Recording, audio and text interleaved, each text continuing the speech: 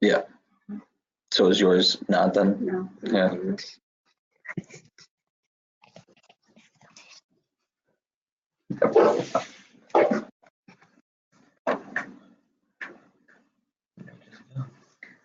Welcome to the webinar. This webinar is part of Problem Gambling Services at Recovery Resources. We are excited to offer this training opportunity. At Recovery Resources, we help people triumph over mental illness, alcoholism, drug, and other addictions. Our services range from mental health and addiction prevention and treatment to services to support individuals in recovery, such as housing and employment. We offer services to employers through our Employee Assistance Program Assist Now and offer training and education similar to this webinar. To learn about further trainings, visit our website at recres.org. As a reminder, to receive CEUs for this training, keep the webinar open on your screen and engage in the polls. Please note, approximately 1 hour after the webinar, you will receive an email with the webinar evaluation and post-test. Post-tests and evaluations must be completed to receive the CEU. Upon passing the test, your certificate will automatically be generated. During the webinar, you can raise your hand using your participants controls or submit questions through the chat function. I will monitor these through the webinar. Thank you. I'll turn this over to Mike Bazzelli, who will be leading this webinar. Thank you, Ashley. Good. Hello, everyone. Thanks for joining the webinar today. As my colleague Ashley stated, you got to keep the window open and participate in the polls. And about an hour after the webinar is closed, you'll receive a post-test and evaluation. And then after that, you will receive your CEUs. So today, we're talking about gambling disorder and suicide ideation. I'm the Gambling Services Coordinator here at Recovery Resources, responsible for coordinating a lot of the state trainings around gambling disorder, both prevention and treatment. And then also I'm co-chair of the Cuyahoga Problem Gambling Coalition, which we coordinate here through Recovery Resources and do community trainings and events, professional trainings and events throughout Northeast Ohio. And we'll get into the webinar. So just think about, as we go along, what information or lessons you want to leave with today. You can ask questions throughout by raising your hand, and Ashley's going to help me kind of monitor those questions. And I think if it's maybe something directly related to the slide, we'll go for it. And if not, we can save some questions for the end as well. So our objectives. Hopefully, participants will hear up-to-date statistics on problem gambling in Ohio and current trends in gambling behavior. We're going to look at this correlation between gambling disorder and suicide ideation and suicide attempt, something that's very strong and very important in this field. And participants will learn why lethality must be assessed when speaking to problem gamblers and discuss strategies in having these conversations. So I think this objective is not only for people who might be clinicians and why it's important to always assess lethality when discussing problem gambling behaviors, but it's also something we do on a regular basis with our prevention work out, whether it's in the community, with high schools, with colleges, with older adults, all these different types of populations we do gambling awareness with. We always put a suicide component in there because of the strong correlation that we'll be talking about today. So poll question 1, we're just curious if you've ever participated in any type of gambling related training. This could be another webinar, it could be in-person training, attending a conference, just to kind of see the background on problem gambling in general that we have on the webinar today.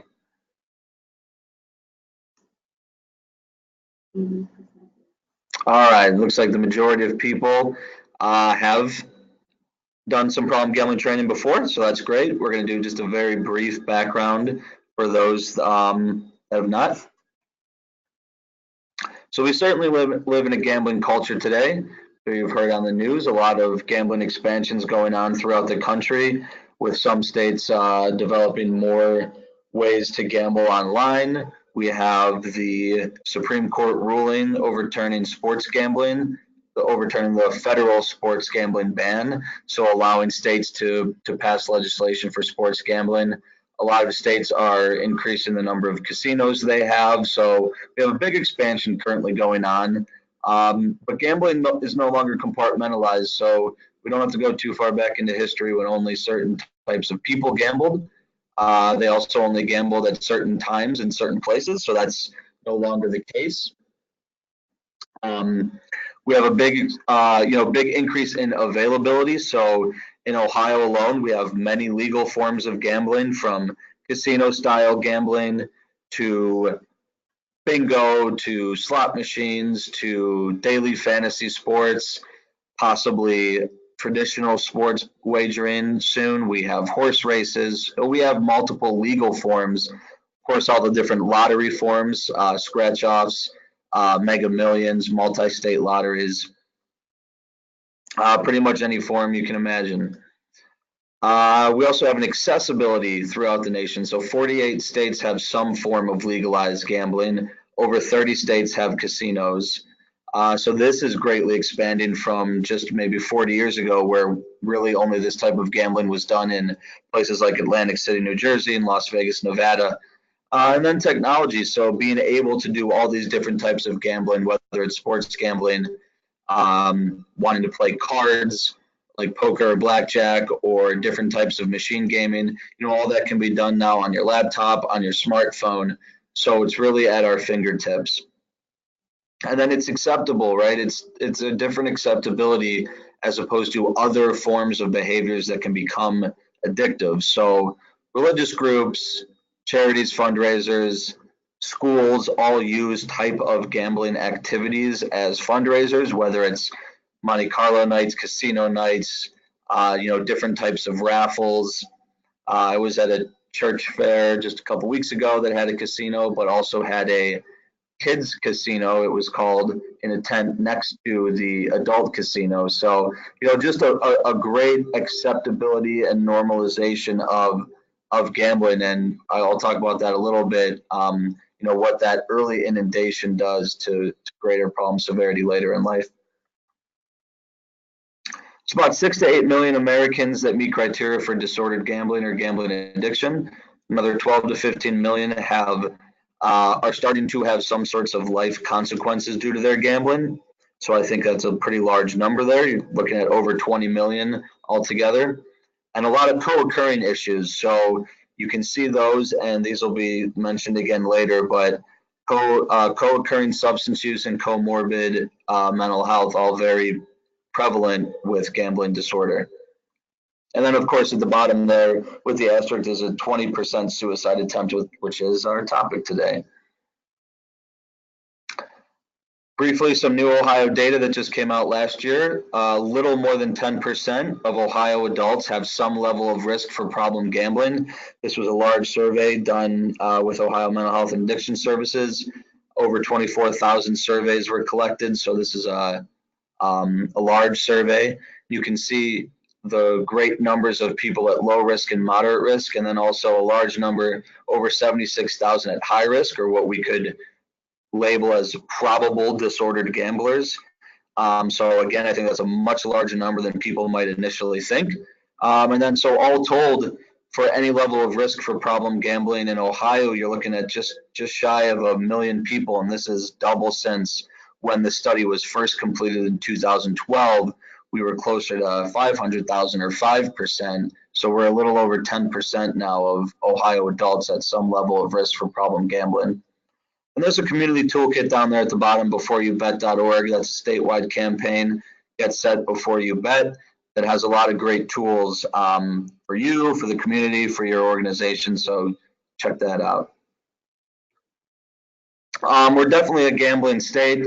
We have 11 casino-style venues in Ohio, our 4 casinos in the Stars, and our 7 racinos in the Diamonds. So our casinos have your typical casinos, your table games and machine games, whereas our racinos have machine gaming or video lottery terminals and horse tracks.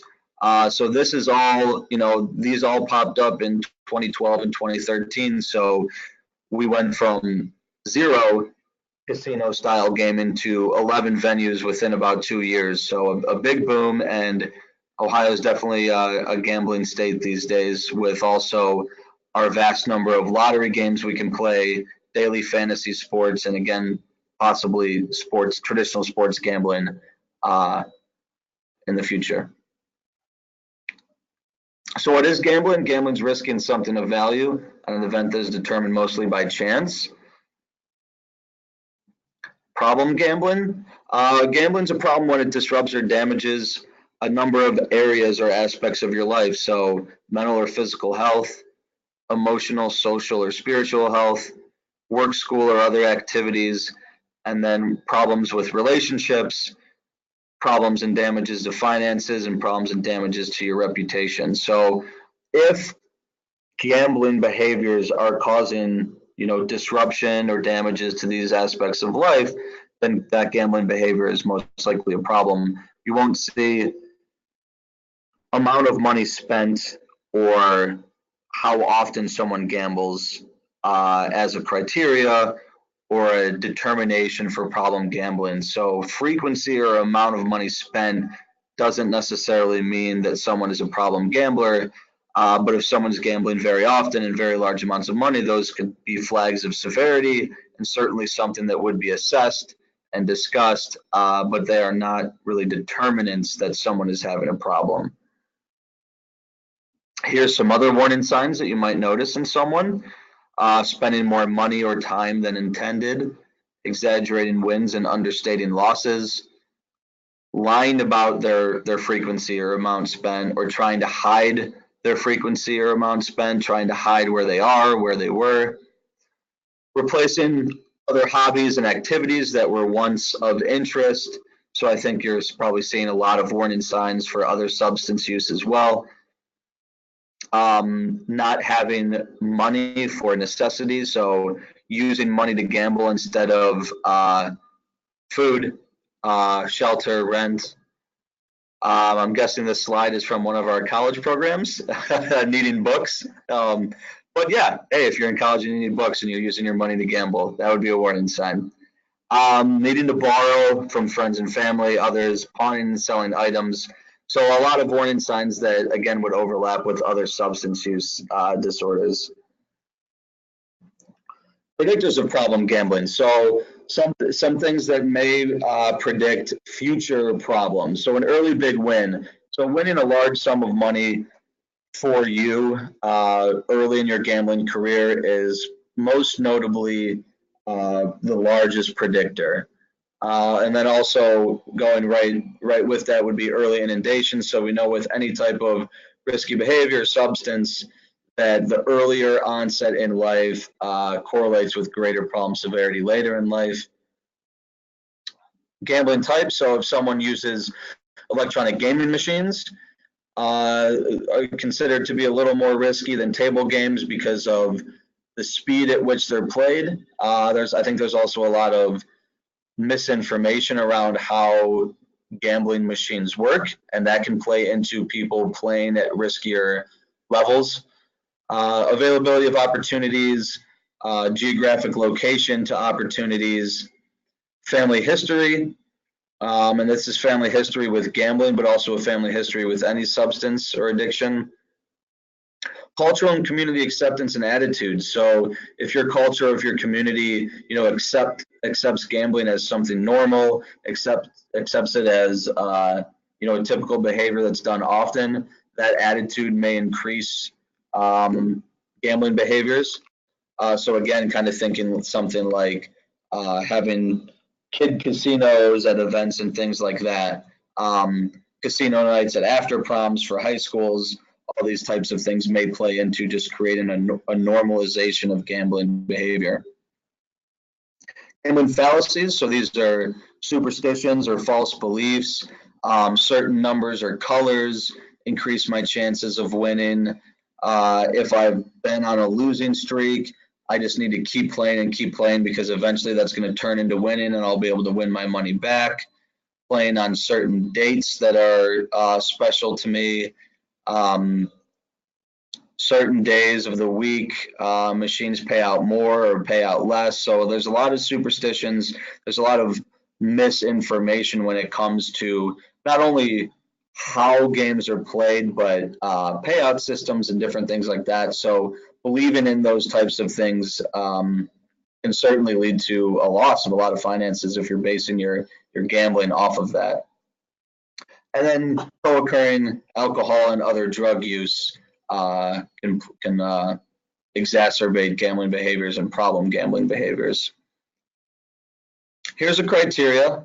So there's 9 criteria for gambling disorder according to the DSM-5, and these would all have to be present within a 12-month period. So this is not lifetime, but just going through them quickly. Preoccupation, always thinking about it and planning. Needing to gamble with increasing amounts of money, so developing a tolerance. Repeated unsuccessful efforts to control or quit, so a loss of control. Restless or irritable when attempting to cut down, so presenting withdrawal symptoms. Gambling when distressed, chasing losses. This is going back to when you lost money, can have a big snowball effect with finances. Lying or hiding your extent or involvement with gambling, jeopardizing relationships or opportunities, and then relying on others to provide money for desperate financial situations, so bailouts. So those are 9 criteria, and as you can see at the bottom, anyone presenting with 4 or 5 to these in a 12-month period would be diagnosed with mild, 6 to 7 is moderate, and 8 to 9 is severe. So what makes gambling different from some other addictions? We always talk, generally speaking, gambling disorder, like any other substance use disorder, have a lot of similarities, but there are some differences, and I think those few differences are pretty large and great. So 1 in 5 or 20% of disordered gamblers will attempt suicide. This is about twice the rate of other addictions. So 1 in 5 is a very large number. Gambling promises to bail you out, so the problem behavior can, in some people's minds, be the solution. So I've gambled a lot, I've lost a lot, but if I keep gambling, I might just win that big jackpot and I can make all things better. So that's another fallacy that some people believe, but jackpots do happen, winning does happen, so it promises to kind of bail people out of their desperate situations. When it comes to things like the heroin epidemic, there's a limit on how much the body can ingest of a drug, so that's why we see so many overdoses. However, there's no limit on how much can be bet in a day, in a weekend, in a week-long binge at the casino. So I can continually take out money and really put myself in a dire situation. And then compared to other substances, funding, research, and services is not really in proportion to the growing availability, and I think just growing normalization of gambling. So it's definitely something that's normal. It's something that's done every day. However, compared to other addictions, it doesn't have the funding, the research, the services equipped to handle individuals having problems. Now, there are certainly services available, but I think there's low community awareness of things like GA meetings, of things like services at Recovery Resources and other mental health and addiction agencies that do have services for gambling. But I think that community awareness is low compared to other addictions. So having a conversation about problem gambling with maybe a loved one, a coworker, a friend, someone in the community, I think it's important to know what they don't know. So commenting on that this is an addiction, it's something that has a much larger effect on someone's lives besides just the loss of finances. What messages will stick with them? I think, stating that it affects a lot more people than they might originally think is something that sticks. Looking at the new Ohio data that, there's possibly over 76,000 disordered gamblers in the state. I think that's a really big number, and I think that's a much larger number than people would initially think. But then I also like to debunk myths and promote truth and facts. I think there's a lot of myths about how games are played, what the payment systems are like. I think there's a lot of fallacies and superstitions that promote problem gambling behavior. So if we can promote truth and facts, I think that can possibly diminish some harm. Gambling is also a public health issue, and it's a public health issue because it affects all aspects of our life and all aspects of our health. Again, it's not just an empty wallet. This really has impacts on our physical, social, mental, and emotional health. It affects all aspects of our life, not just ours, but our family, our work, our finances, our reputation, our employment status. Gambling disorder doesn't discriminate based on race, ethnicity, age, socioeconomic status. It affects all people from all different walks of life. And it can happen from any form of gambling. So people become addicted to sports gambling, casino gambling, lottery. It's not just one type. And it's preventable, it's identifiable, and it's treatable. So like all the other public health issues, this is something that we can diminish through service. So getting into the key topic of the day, gambling disorder and suicide ideation. Suicide ideation is characterized as a spectrum that ranges from fleeting suicidal thoughts to death by suicide. Suicide ideation is more common than suicide attempt or death by suicide. This scale here, the Columbia Suicide Severity Rating Scale, with the link there if you want to check it out, kind of shows what the spectrum looks like, and it goes from thoughts of wishing to be dead to non-specific thoughts about suicide to specific active thoughts to having a plan to actually having intent with a plan and then having a specific plan and intent or attempt. So there's this large spectrum here. 70% of disordered gamblers live with thoughts of wanting to die or non-specific thoughts of suicide ideation, and then 39% live with active thoughts of suicide ideation. So we're talking about 40% of disordered gamblers living with daily thoughts of suicide ideation and potentially with or without a plan. So that's a large number. And then when we get to that, again, that 20% will attempt. So this is something that's very impactful to not only problem gamblers, but I think the gambling field. It's something we need to pay close attention to and do these trainings and have conversations. And I'll talk about some further trainings we've done around this. Suicide, going more generally to suicide, nearly 1 million people make suicide attempts every year. Women attempt suicide 3 times more than men, but 4 times as many men die by suicide, and this is due to the means that men choose to use. Men choose to use more lethal means, so their suicides more often end up in death. 90% of people who die by suicide have a treatable psychiatric illness, and every 13.7 minutes, someone in the US dies by suicide.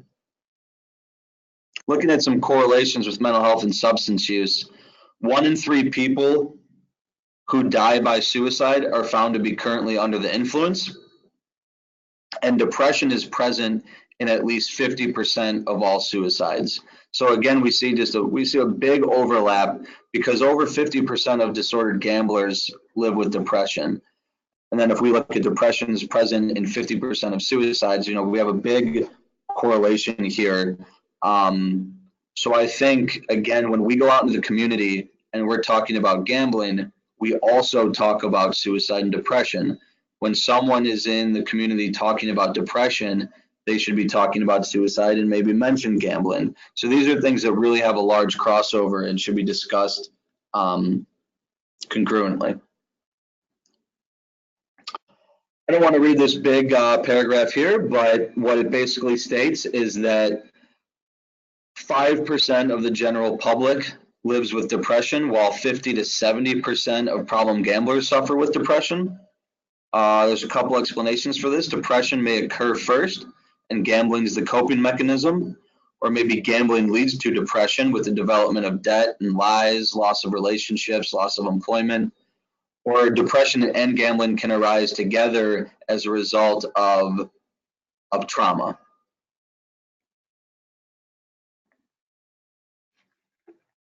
Here are the comorbidity stats again that were shown towards the beginning of the webinar. You can see a lot of comorbid mood, anxiety, and then a lot of co-occurrence with nicotine, alcohol, other drugs. In a recent conversation with gambling clinicians at Recovery Resources, we have 7 certified gambling clinicians at this agency, and they noted that the majority of their clients are presenting with comorbid depression and comorbid trauma, more so than co-occurrence with substances like alcohol, cocaine, amphetamines, which are typically the more used drugs that co-occur with gambling. So our clients in treatment at our agency are more so trauma and depression as opposed to the substances. So that's something we want to pay attention to and do trainings with our assessors to be able to note that, and further trainings with our clinicians on suicide, on depression, on the mental health aspects that correlate with gambling. Kind of moving into that correlation, here's a quote: "There's no way we can explain it to you if you're not living in our personal hell, because we don't understand it either." I think this plays well not to just the gambler, but to the community. I think still there's a low awareness that this is an addiction. It's something that affects the brain and changes the brain chemistry, just like if I was putting alcohol or cocaine or heroin into my body. Because gambling's a behavioral addiction, it doesn't seem to be looked at that way by the large community. So we definitely want to reverse that trend. And going with that, I just wanted to talk about the brain, the pleasure center and reward circuit of the brain.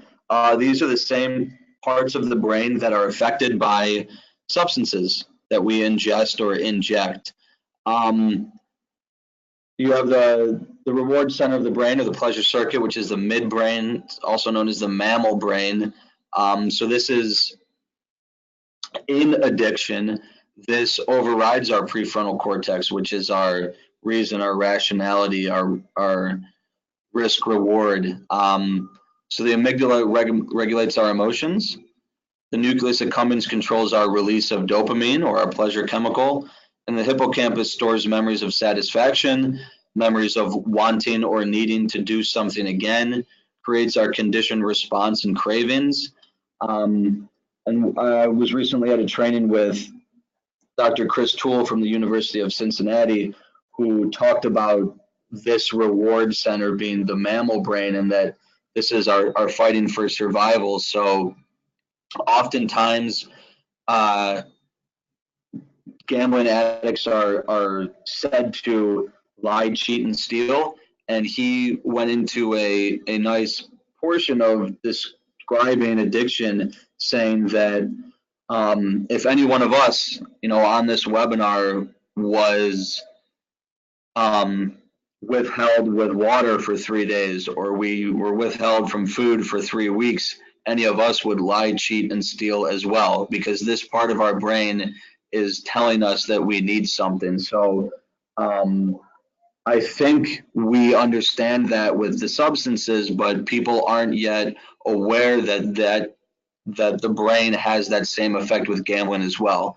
We're going to lie, cheat, and steal because we need it just like we need food or water. So I thought that was really interesting.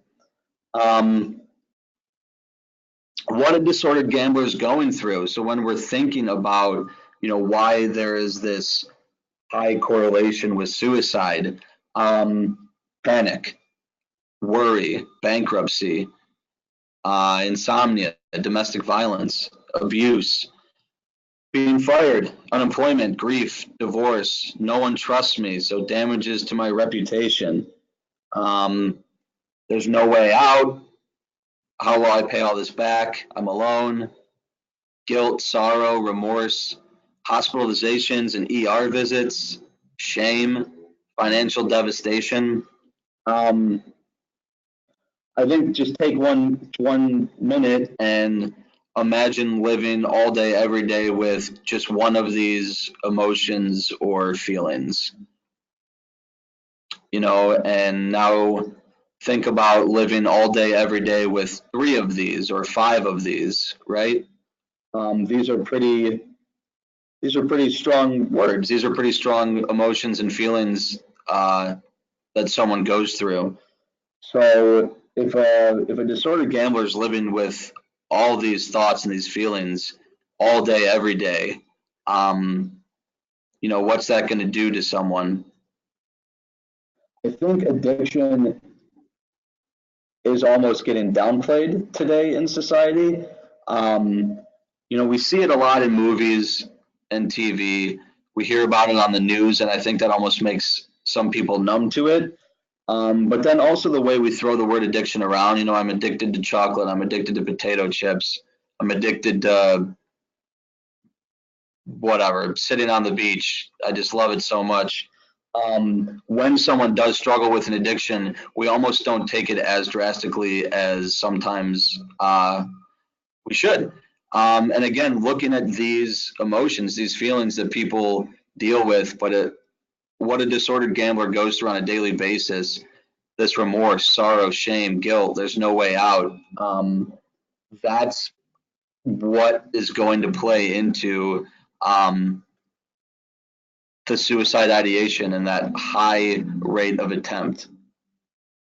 Looking more at some research, here's a number of studies that again highlight what plays into that large suicide attempt. This study in 2010, unmanageable debt, psychiatric illness, usually depression. A Finnish study showed debt related to suicide, unmanageable debt and unemployment. And then the last one, you see in a study of 44 gamblers who completed suicide, their mean age was 40, male, 84% unemployed, comorbid depression, large financial debts, relationship factors. So we see over and over again, unmanageable debt, unemployment, depression, psychiatric illness, all playing into this correlation between gambling and suicide. So 2 slides ago, we really looked at all those factors or all those variables in a list form, but here they are in a web, and I think this is a great way of looking at it because it's not just job loss, it's not just guilt, it's not just shame, it's not just divorce. These things all interplay, and I think they all exacerbate one another. Right? We see how the legal consequences, the financial consequences, the personal consequences, they all are in this web and kind of go in and out of each other. I think a big one that's kind of missing from this web is when you look at job loss in the top left corner, there could probably be a big arrow going right over to stress in the top right corner. I think unemployment is going to play large into stress, and then unemployment and stress is going to play right into financial loss, right? If not only I'm gambling, but I also don't have a job anymore, those are really going to play into each other. anything going on?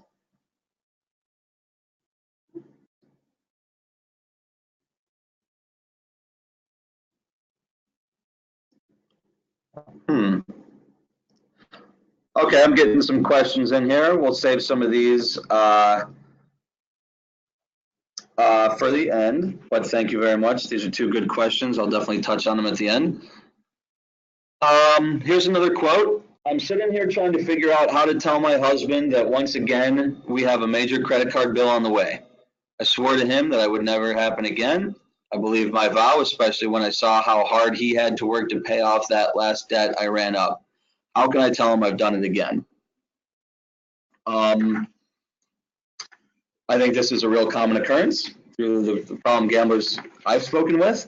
And I think from what I've heard from disordered gamblers and also disordered gamblers who have attempted a suicide and live to talk about it is that, it's not running away from debts. It's this thought that my family might be better off without me.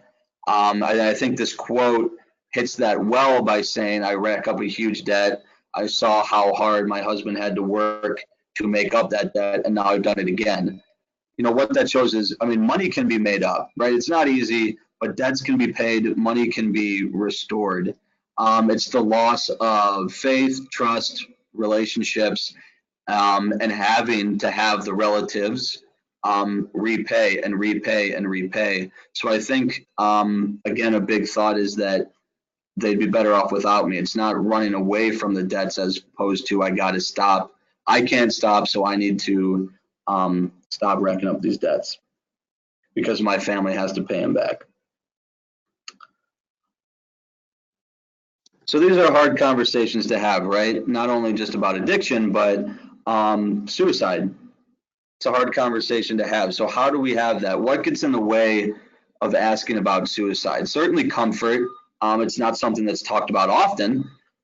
So increasing the comfort, it's taboo. A lot of times this is one of those topics that is kept in the closet, swept under the rug.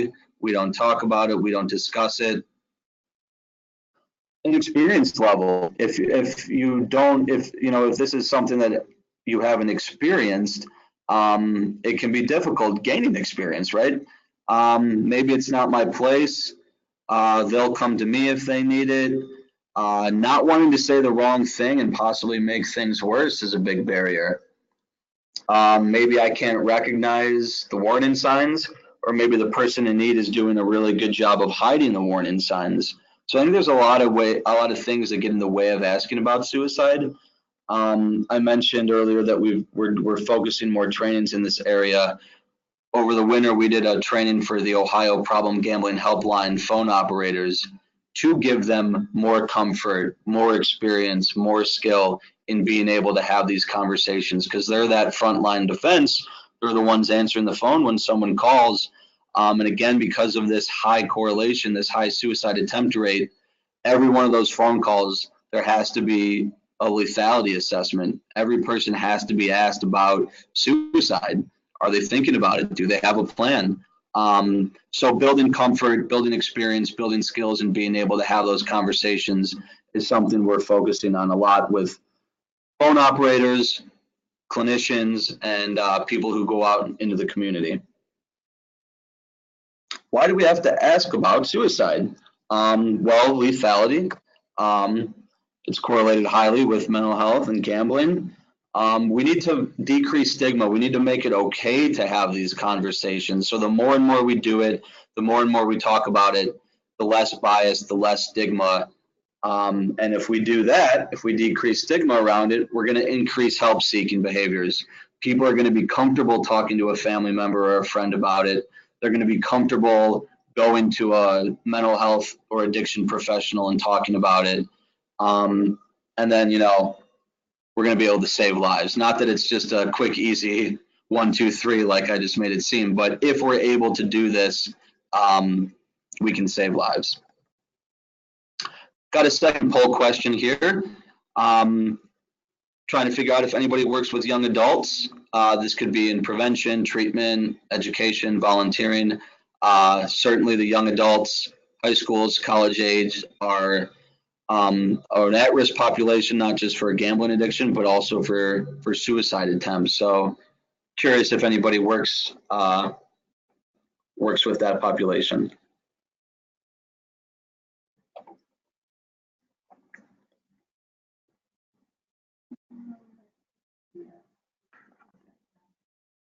A little over half, which is great. So I wanted to mention a little bit about some of our programming we do. This program, Recovery Resources, does with the Cleveland Rape Crisis Center. We do it with a number of high schools and colleges in the Cleveland area, and it talks about mental health and addiction and sexual violence. Sexual violence being another risk factor for suicide attempts. So again, I think this is just going to, if you're talking about depression, if you're talking about addiction, if you're talking about sexual violence, suicide can be put in there and should be discussed, because all these things are risk factors for suicide, but also we need to have these conversations to decrease the stigma, decrease the bias, increase help-seeking behavior, and give people the tools to be able to have these conversations. So not only do we just give this content knowledge to students, but we train other students and faculty to be able to put on this program, to be able to have these conversations, to kind of be leaders on campus, to become what we call catalysts. So catalysts for conversation, catalysts for action. So we do that with a number of campuses and high schools here in Cleveland. We also have our Greek consultation program, which we do with Case Western Reserve University, where we do basically the same thing, but it's more focused to Greek life. So we work with a number of fraternities and sororities on the campus. These students are typically considered leaders on campus. They're also involved in athletics. They're also involved in student government. So we give them the tools, the knowledge, the information, but also the comfort and the tools to be able to have these types of conversations. So in conclusion, our last poll question: have you heard of the Cuyahoga Problem Gambling Coalition?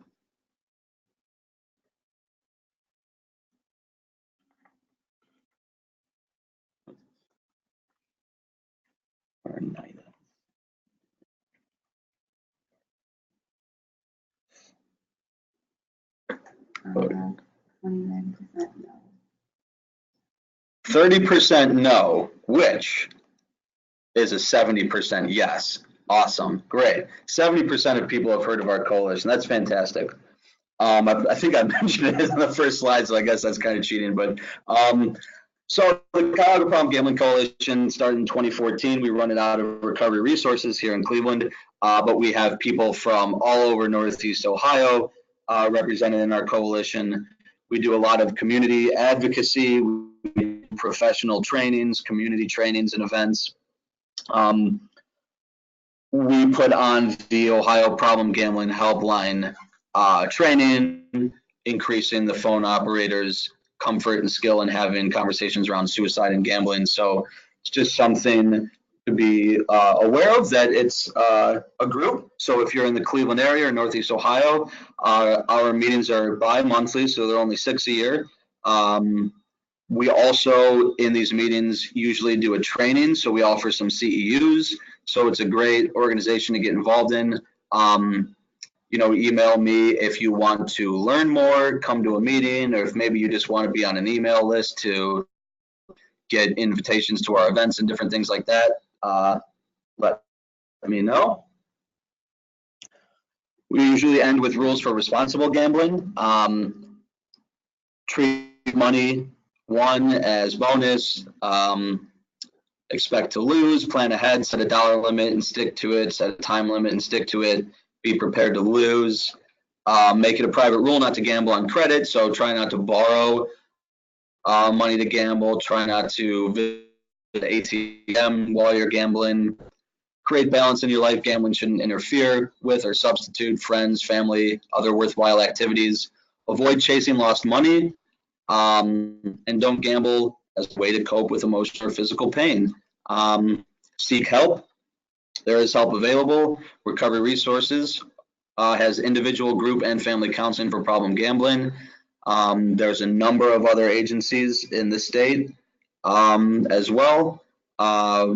Problem Gambling Network of Ohio is the statewide affiliate for the National Council on Problem Gambling for advocacy. So we have a number of groups in and around the state. I'm going to take some questions. Let me just read over real quick. Is gambling more common in men than women? In the past, it has been, but we are seeing that change. Just as many women are gambling as men. I think increase in types of gambling made available. But what we are noticing, what I've been told, is that more females are visiting casinos than men. So I think that's possibly restructuring of gambling made available inside those buildings. If more women are being patrons to casinos than men. But overall, in the grand scheme of gambling, gender we are seeing is not a factor any longer. Just as many women as men gamble. Actually, could you do me a favor and read this one? So I can't read your handwriting.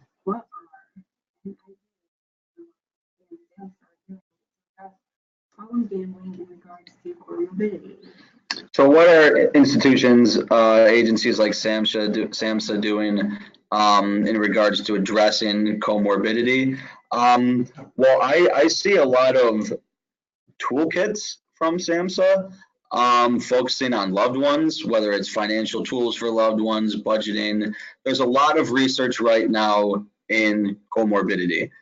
The majority of disordered gamblers are not just disordered gamblers. They have a comorbid mental health condition. They have a co-occurring substance use disorder. There's some research right now coming out of UCLA, Tim Fong at the UCLA Gambling Studies program, looking at the correlation between problem gambling and marijuana, which is going to be a big thing because more and more states are expanding gambling and more states are looking at legalization of recreational marijuana. Some states have smoking cigarettes in casinos and some don't, but the thought is, are we going to a place where in the years down the line can someone be smoking marijuana and gambling at the same time inside of a venue? It sounds kind of crazy, I think, but it's certainly something that's not out of the question. There's a lot of research being done on comorbidity and co-occurrence. Anything else? Yeah.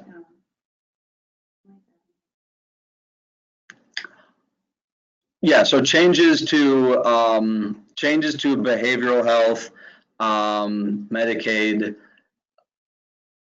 How is that going to impact funding, and how is that going to impact billing for services? It is changing. That's probably a question for another webinar. There's probably an entire webinar on that, and I'm gonna let the Problem Gambling Network of Ohio, who also does webinars, maybe we will make billing and how to bill and changes in billing and funding a whole webinar. Probably can be.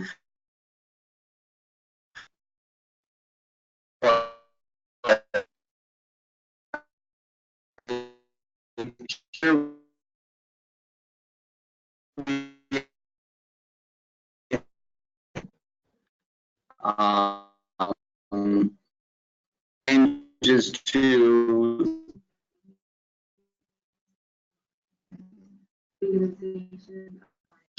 is anticipation on potential sports gambling in Ohio. Yes.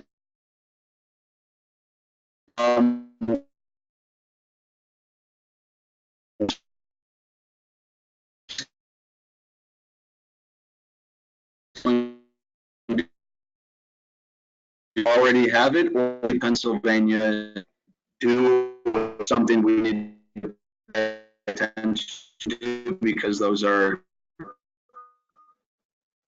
not far. We can go there and do that.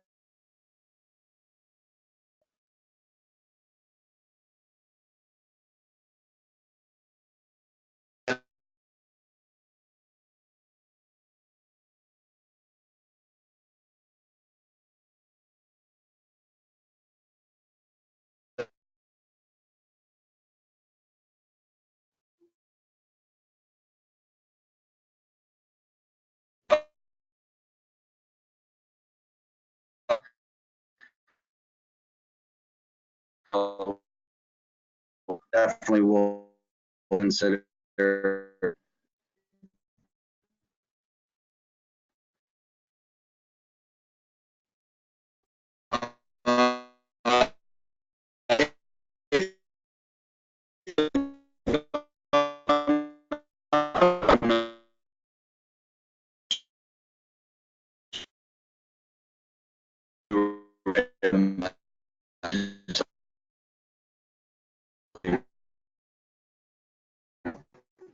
Yeah, connection. Thanks.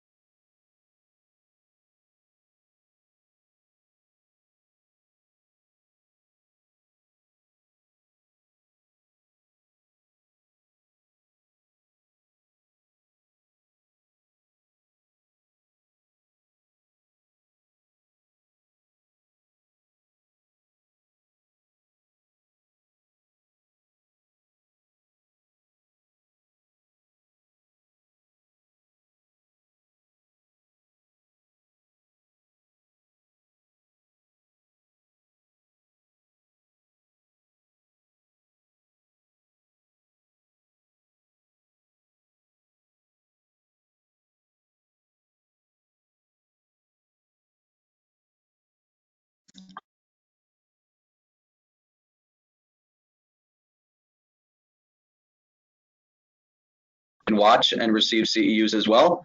So thank you, and we'll see you next time.